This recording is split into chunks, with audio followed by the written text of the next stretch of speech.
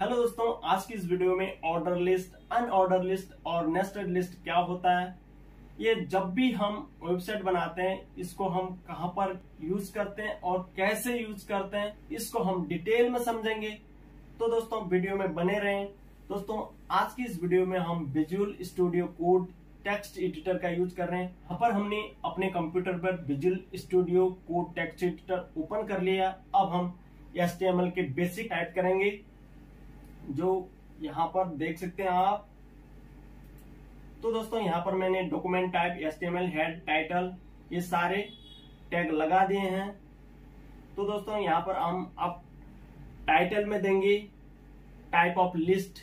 Then यहाँ पर title में टाइप ऑफ लिस्ट टाइटल देने के बाद अब हम बॉडी के अंदर हेडिंग लगाकर सब्जेक्ट की लिस्ट और स्टूडेंट की लिस्ट बनाएंगे। उस सब्जेक्ट की लिस्ट के अंदर भी एक और लिस्ट बनाएंगे जिसे नेस्टेड लिस्ट कहा जाता है, उसे हम प्रैक्टिकल में समझते हैं। तो दोस्तों यहाँ पर बॉडी में हम हेड टैग लगाएंगे। जैसे हमने हेड टैग लगा दिया तो हेड टैग के अंदर हम सब्जेक्ट एक हेडिंग बना लेंगे। यहाँ पर हमने हेडिंग में सब्जेक्ट दिया है, सब्जेक्ट में हम ऑर्डर लिस्ट कर रखे हैं। ऑर्डर लिस्ट में लिस्ट के अंदर मैथ, साइंस, इंग्लिश, ये 3 सब्जेक्ट दिए हैं। 3 सब्जेक्ट में हमको ऑर्डर चाहिए 1 2 3। आप जैसे इसको ABCD एट्रीब्यूट लगाना चाहते हो तो आप उसमें टाइप एट्रीब्यूट लगा के आप इसको चेंज भी कर सकते हैं। अब इसका आउटपुट देखते हैं। यहाँ पर हम ब्राउजर में रन करेंगे। ब्राउजर में रन करने के बाद हमको इस तरह दिखेगा। सब्जेक्ट के अंदर मैथ, साइंस, इंग्लिश, ये 3 ऑर्डर वाइज हैं। तो हम अब ये अनऑर्डर लिस्ट को भी समझते हैं। जैसे ऑर्डर लिस्ट में तो हो गया सीरियल वाइज 1 2 3 ABCD। यदि आप ABCD रोमन में भी लगाना चाहते हो, एट्रीब्यूट लगाना चाहते हो तो आप लगा सकते हो। यहाँ पर लगाना किधर है, तो यहाँ पर ऑर्डर लिस्ट दिया है ना, यहाँ पर एट्रीब्यूट लगाएंगे। ये ऑर्डर लिस्ट है, इसको स्पेस देकर हम यहाँ पर टाइप करते हैं। टाइप इक्वल टू देंगे, इसके अंदर एट्रीब्यूट लगाएंगे। एट्रीब्यूट जैसे मैं A एट्रीब्यूट लगा देता हूँ तो यहाँ पर हमारा जो 1 2 3 सीरियल था वो चेंज होकर ABCD लगेगा। तो दोस्तों इसको हम रन करते हैं ब्राउजर में। तो आप देख सकते हो सब्जेक्ट में हमने एट्रीब्यूट लगाया, A के अंदर मैथ, B, C, इस तरह एट्रीब्यूट लगा के हम चेंज कर सकते हैं। ऑर्डर लिस्ट में एट्रीब्यूट 5 टाइप के होते हैं। A, small letter A, capital letter, Roman और 1 2 3, इस तरह 5 टाइप के होते हैं। इसी तरह अब हम यहाँ पर ऑर्डर लिस्ट के डाउन साइड में अब हम अगेन हेडिंग देंगे। यहाँ पर हमने हेडिंग में दे दिया स्टूडेंट। अब हम इसको अनऑर्डर लिस्ट करेंगे। जैसे बुलेट फॉर्म में चाहिए, हमें सर्कल फॉर्म में चाहिए, स्क्वायर फॉर्म में चाहिए, ये हमारा एट्रीब्यूट लगाकर हम चेंज कर सकते हैं। यदि हम अनऑर्डर लिस्ट खाली टैग लगाएंगे तो हमारा बाय डिफॉल्ट बुलेट रहेगा। जैसे यहाँ पर देख सकते हो ऑर्डर लिस्ट के अंदर हमने A एट्रीब्यूट लगाया। अगर हमने A एट्रीब्यूट नहीं लगाते हैं तो हमारा ऑर्डर लिस्ट बाय डिफॉल्ट 1 2 3 इस तरह सीरियल में रहेगा। जैसे हम एट्रीब्यूट लगाएंगे उसी तरह का ये एट्रीब्यूट चेंज करेगा। तो अब हम यहाँ पर स्टूडेंट के लिस्ट बना लेते हैं। यहाँ पर हमने स्टूडेंट में राम, हैरी, सीता, ये 3 स्टूडेंट के नेम दिए हैं। इनको हम अनऑर्डर लिस्ट में दिखाना चाहते हैं। तो यहाँ पर लास्ट में हमने अनऑर्डर लिस्ट का टैग भी क्लोज करना जरूरी होता है। तो इसका आउटपुट देखते हैं। ब्राउजर में रन करते हैं। रन करने के बाद आप देख सकते हैं इस तरह बुलेट फॉर्म में है। यदि हम इसका ये अनऑर्डर लिस्ट का टाइप चेंज करना चाहते हैं, जैसे ये बुलेट 3 टाइप के होते हैं अनऑर्डर लिस्ट के एट्रीब्यूशन, जैसे बुलेट हो गया, सर्कल हो गया, स्क्वायर।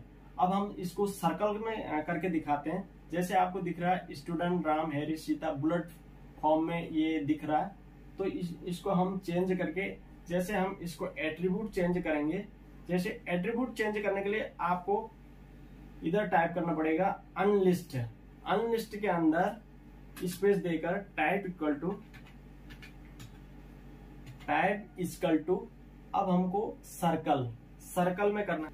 यहाँ पर हमने एट्रीब्यूट सर्कल लगा दिया। अब इसको हम ब्राउजर में रन करके देखते हैं। तो दोस्तों यहाँ पर देख सकते हो पहले हमारा बुलेट फॉर्म में था, अब हमारा ये सर्कल में रह गया। अब ये पहला वाला हो गया, सब्जेक्ट हो गया हमारा ऑर्डर लिस्ट, ये स्टूडेंट हो गई, स्टूडेंट के नेम हो गए हमारे ये अनऑर्डर लिस्ट में मैंने बताया बुलेट फॉर्म में, सर्कल फॉर्म में और स्क्वायर फॉर्म में। इस तरह हम वेबसाइट में यूज करते हैं। अब जैसे सब्जेक्ट के अंदर हमने एक सब्जेक्ट लिस्ट बनाया, उस लिस्ट के अंदर हमने जैसे मैथ, साइंस, इंग्लिश ये सब्जेक्ट की अलग लिस्ट बनाई। अब हम इसके अंदर मैथ सब्जेक्ट के अंदर भी एक अलग लिस्ट बना सकते हैं। जैसे मैं इंग्लिश सब्जेक्ट के अंदर एक अलग लिस्ट बना के दिखाता हूं जो हमें नेस्टेड लिस्ट फॉर्म में शो करेगा। जैसे लिस्ट के अंदर एक और लिस्ट बनाना ही नेस्टेड लिस्ट कहा जाता है। तो इस इंग्लिश सब्जेक्ट के अंदर एक और लिस्ट बनाते हैं। हम जाएंगे, इसको क्लोज कर देंगे। देन यहाँ पर हम अब इंग्लिश सब्जेक्ट के अंदर हम एक और लिस्ट बनाना चाहते हैं। तो यहाँ पर हमने उस लिस्ट को ऑर्डर लिस्ट करना चाहते हैं या अनऑर्डर लिस्ट, ये आप हम कर सकते हैं। तो हम यहाँ पर इंग्लिश सब्जेक्ट को हम ऑर्डर लिस्ट बनाना चाहते हैं। तो हमने सब्जेक्ट लिस्ट बनाया, सब्जेक्ट लिस्ट के अंदर मैथ, साइंस, इंग्लिश ये सब्जेक्ट दिए। इसके अंदर भी एक और लिस्ट बनाना नेस्टेड लिस्ट कहा जाता है। तो हम नेस्टेड लिस्ट बनाते हैं। अब यहाँ पर मैं अनऑर्डर लिस्ट टैग लगा देता हूँ।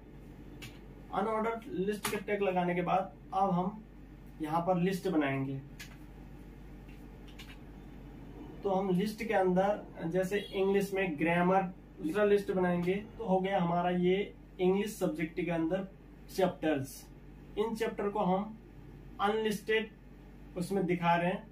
तो दोस्तों जैसे हम अनलिस्टेड का टैग लगाते हैं उसको क्लोज भी होना जरूरी है। तो अब हम ब्राउजर में रन करके देखते हैं इसका आउटपुट।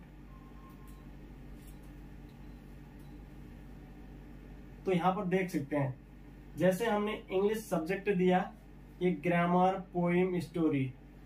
तो हम इसका एट्रीब्यूट भी चेंज कर सकते हैं। इसी तरह दोस्तों सब्जेक्ट के अंदर चैप्टर का लिस्ट के अंदर एक और लिस्ट क्वेश्चन आंसर का लिस्ट भी बना सकते हैं। तो दोस्तों आई होप वीडियो समझ आ गया होगा। वीडियो समझ आ गया तो लाइक कर दीजिए दोस्तों, चैनल को सब्सक्राइब कर दीजिए। फिर मिलते हैं नेक्स्ट वीडियो में।